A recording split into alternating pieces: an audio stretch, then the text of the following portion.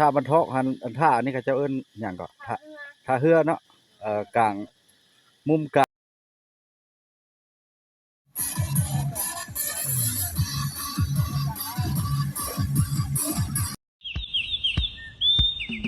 ไปดีเส้นเก่าเส้นเคยเส้นเดิมเนาะพี่น้องมื้อนี้เรามาหาดน้ำโดดเนาะมื้อนี้มันร้อนอากาศร้อนเนาะมื้อนี้ก็ออกมาลิ้นมาเที่ยวมาชมน้ำกันพี่น้องมื้อนี้น่ะนาบ่าวสอนออนทัวร์เพิ่นมาสวนนี่กำลังแปลงรถอยู่ สบายดี จะได้มื้อนี้ร้อนหลายเนาะ เพิ่นมาสวนอยู่เพื่อนแล้วพาสิมาหาดน้ำโดดแล้วก็สิไปจุดใดอีกหลายบ่อนอยู่ว่าสิพาไปมื้อนี้สิลงไปไสพุ่นละมื้อนี้โอ้มาลินลงไปลุ่มแคมป์น้ำโดนนะแคมป์น้ำโดนเดินเนี่ยเพิ่นแปลงไม้ปรับปรุงไม้เดินนี่กว้างตัวนี้เพิ่นกำลังเททางเพิ่นสิรีดยางบ่หรือจังไดเนาะเพิ่นสิลงยางมื้อนี้เข้ามาสำหรับแขกเข้ามาแล้วมันสะดวกสบายอันนี้คือท่าน้ำโดนก็ชื่อก็เสียงเรียบเนาะท่าน้ำโดนบ้านเสียงเรียบ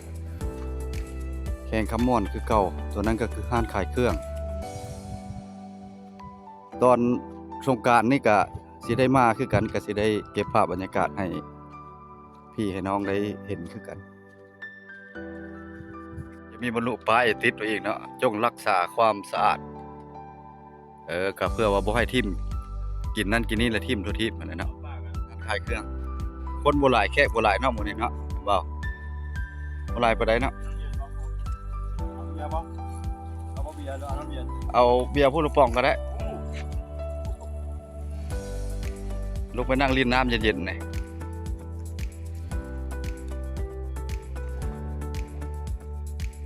เพิ่นราคาก็บ่แพงปานใดปีใหม่ก็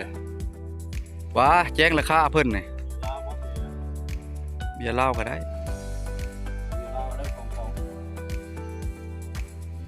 เบียร์เหล้าก็ได้ป้องเท่าไรเบียร์เอาปองสั้นเด้อโอนได้ป่ะป้องเท่าไรล่ะเอาโอนได้ป่ะป้อง15โอนแข่งเอาแข่งหากันว้าวรักกำแพงเอาไปแช่น้ำเอาพ่อค้าก็จะอายกล้องละนึงจ้ะเนาะวิวนี่งามอยู่วิวสายน้ำโดดใสดีน้ำคนบ่มีในนี้ก็คนสิไปท่าบรรทอกกับท่าฝรั่งเด้อแต่นี่ล่ะถ้าค่อยแวะจุดท่าน้ำโดดนี่ก่อนค่อยสิอยู่แล้วตูบตัวนี้ตูบที่3นี่มันเย็นแน่คนบ่หลายเพิ่นยังใส่กระแจไว้อยู่ถ้าว่าคนหลายก็เปิดกลางคืนก็นอนอยู่นี่เลยแล้วนอนเผาเครื่องเลยแหละเพิ่นก็ได้พี่เอาสิลงจุดนี้เพราะว่ามันอยากเลิกแน่แถวนี้วิวนี่งามเย็นดีครับผู้ชมทางนี้เอารถใหญ่ลงก็ได้ทางต้นเส้นนี่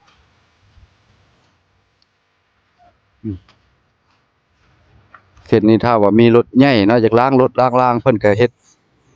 ถอยลงมาได้เลยถอยลงมาจะถึงมานี่รถจักรรถใหญ่เนาะนี่ตูบก็หลายตูบอยู่ท่านผู้ชมตูบปุ๊บเป็นแคมเลยตูบนี่บ่ขึ้นติราคาน่ะคือเก่าบ่ตูบบ่ได้เสียงตูบนั่งฟรีเลยบ่พื้นสงกรานต์นี่นะราคาแจ้ง FC นี่ตูบ 50,000 บ่40 40,000พี่น้องตูบ40แต่ว่าเดี๋ยวนี้ล่ะเพิ่นให้นโยบายให้นั่งมันคนบ่ทันมีเนาะเขาสิกลายไปบ้านเทาะพุทธแต่ว่าค่อยๆละแวก่อนมาแวะรับจันทร์เว้าสอนเพิ่นไปลงนั่งไตพุ่นสิได้เฟซบุ๊กกับสอนออนทัวร์ฝาก SORN ส่วนหลายจุดนี้ก็บางคนก็บ่ทันฮู้เพิ่นเปิดปีนี้ท่าน้ำโดดนี่มันก็คนสิกลายไปกลายมาจุดเปิดเหิงแล้วมันท่าบ้านเทาะหรือว่าท่าฝรั่งผู้ฮู้ก็ฮู้เนาะเพราะว่าเริ่มเพิ่นเปิดปีนี้ท่าน้ำโดดเพิ่นเฮ็ดปีนี้แต่ว่าปีใหม่ซื่อสงกรานต์ซื่อบ่เว้าหลายๆคน โอ้ยน้ำเขียวเลิกกดท่านผู้ชมบ่กล้าลงเขียวโพดยันว่ามีว่ามันเลิกแปลวยันแปลวก็แฟนเป็นคนย่านน้ำนะพี่น้องลงเลิกเราบ่กล้า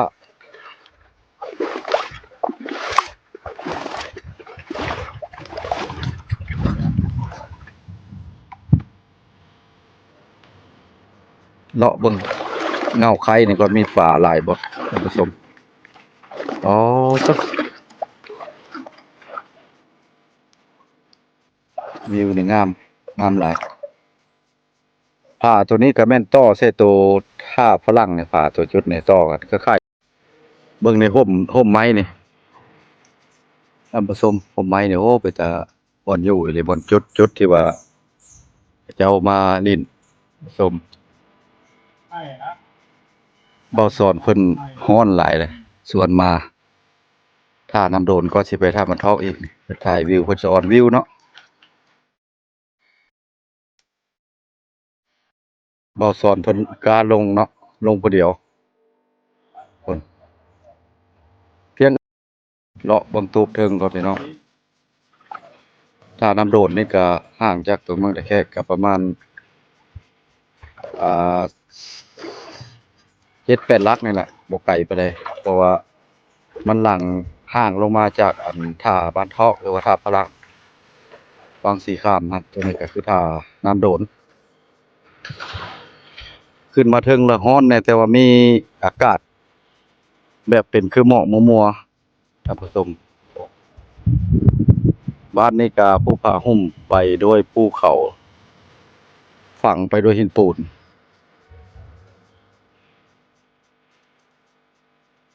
กลับบัดนี้ มาท่าน้ำโดนหรือว่าหาดน้ำโดดที่ว่าเปิดใหม่บ่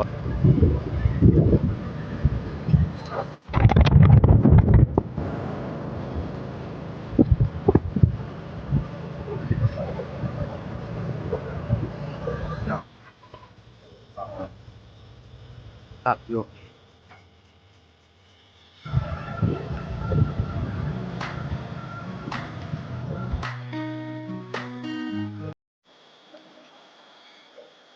บ่สอนคนสิลงน้ำไหมทางเทิงพวกเด็ก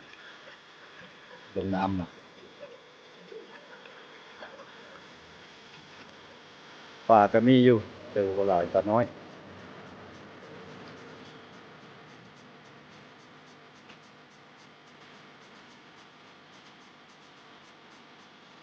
ก็น้อยจริง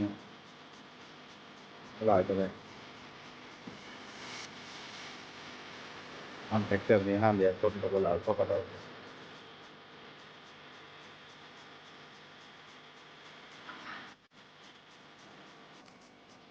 ถ้าบ้านทอกนี่ก็อยู่เทิงเนาะตัวนี้อยู่ไสถ้าบ้านทอกอืมโอ้เพิ่นเปิดร้านขายเครื่องร้านเดียวพี่น้องบ่รินน้ำก็คักน้ำไหลเย็นดีใสดี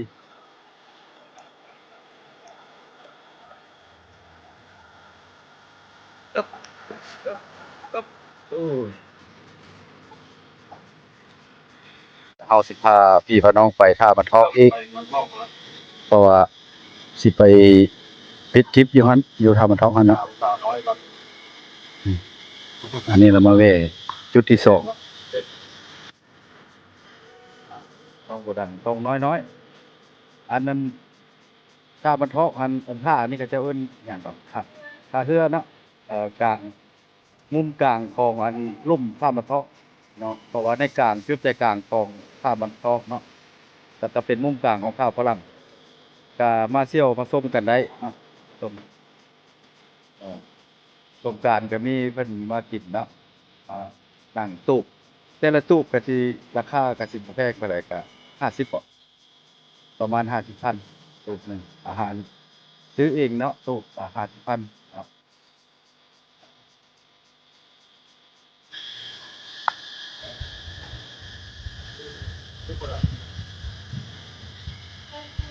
ปิ้งหยังอะมันเปียกนะปิ้งหยังปิ้งแด้บ่ปิ้งเป็ด ปิ้งให้กับเจ้าสิบ่แม่นปิ้งขายเนาะตำบักหุ่งเลยครบเท่าไหร่ 30 กินบ่ตำบักหุ่ง ไปเทิงคน ไปเทิงเนาะอันไปเทิงจะกินเพิ่นน่ะ 30,000เพิ่นว่าเนาะ อันมุ่งตู้เพิ่นก็มุ่งอันใบหองกวางเด้อใบตองหองกวางมันเย็นเนาะเพราะว่าเพิ่นใกล้ใบตองหองกวางอันมดก็จะออกกระบอกนะมันเย็นเพราะว่าหญ้ามันอึดเลยเนาะตัวนั้นมุงหญ้าตัวนั้นตรงนั้นมุงหญ้า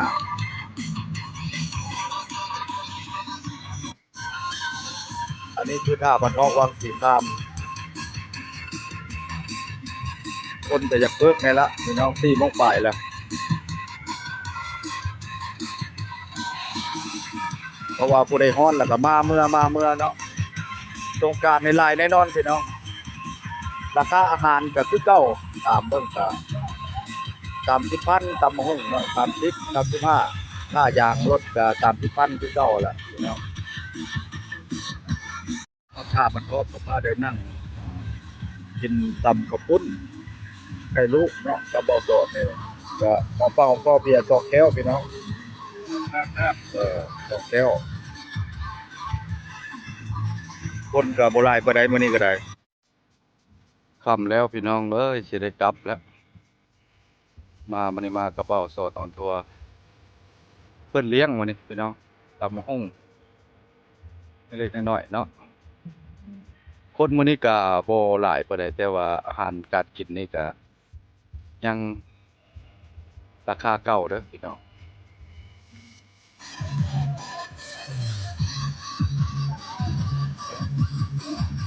ที่อย่างนะบัดนี้เอาไปหาผู้สาว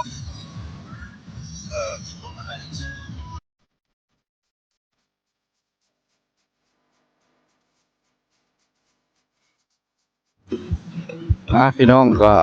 มื้อนี้ก็สิได้อำลาพระจากมาในกับท่าบันทอกวังสีคามท่าบันทองนายอสิได้พาพี่พาน้องกลับก่อนค่ำแล้วพี่น้องคนก็บ่หลายปานใดเป็นพิเศษแต่ว่าสิได้อัปเดตสถานการณ์สู่พี่สู่น้องเบิ่งจนฮอดสงกรานต์พุ่นแล้วเนาะเพราะว่าฮ้อนหลายก็ออกมาเล่นน้ำ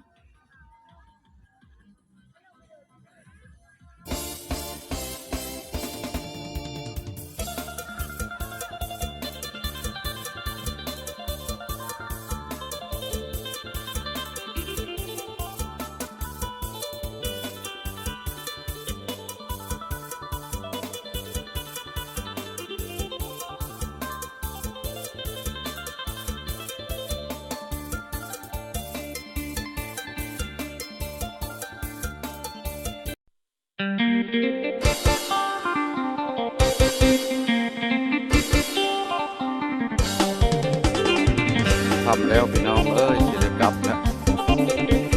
มากระเป๋า2 ตัวเพิ่นเลี้ยงมื้อนี้พี่น้องตำบักหุ่งเล็กน้อยเนาะคนมื้อนี้ก็บ่หลายปานใดแต่ว่าอาหารการกินนี่ก็ยังราคาเก่าเด้อ